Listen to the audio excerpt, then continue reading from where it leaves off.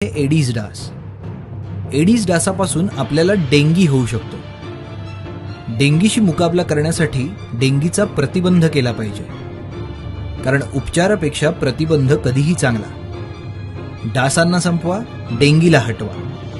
घरात किंवा घराच्या आजूबाजूला स्वच्छ पाणी साठले की त्यात डास अंडी घालतात आणि केवळ 7 दिवसात त्यातून नवीन डास तयार होतात. रुग्ण व्यक्तीस ताप येण्याच्या 1 दिवस आधी आणि ताप आल्यानंतर 5 दिवस विषाणूंची संख्या मोठ्या प्रमाणात असते.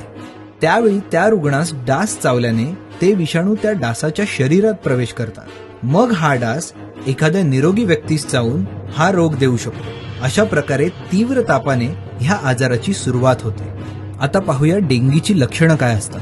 तीव्र ताप येणे, डोके आणि डोळे दुखणे, स्नायूत वेदना होणे आणि रक्तस्त्राव होणे. रक्त चाचणी. कोणताही ताप अंगावर काढू नका, रक्ताची तपासणी करून घ्या. पहिल्या 5 दिवसात PCR या रक्त चाचणीने व नंतर एलायझा या रक्त चाचणीने आजाराचे पक्के निदान होते.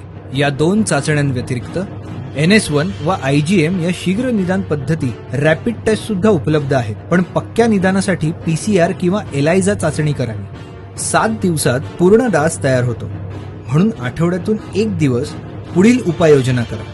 तसेच वैयक्तिक संरक्षण उपाय दिवसाही करावे. गप्पी मासे अळीचं कोष खातात. हे मासे पाण्यात सोडल्याने मोठा प्रतिबंधक उपाय होतो. तर यावर उपचार काय आहे? या आजारासाठी उपचार नाहीत, फक्त लक्षणांनुसारच उपचार करता येतात. त्यामुळे प्रतिबंध हाच चांगला उपाय आहे. ॲस्प्रिन, डिस्प्रिन यासारखी औषधे घेऊ नका. डॉक्टरांच्या सल्ल्यानुसारच औषध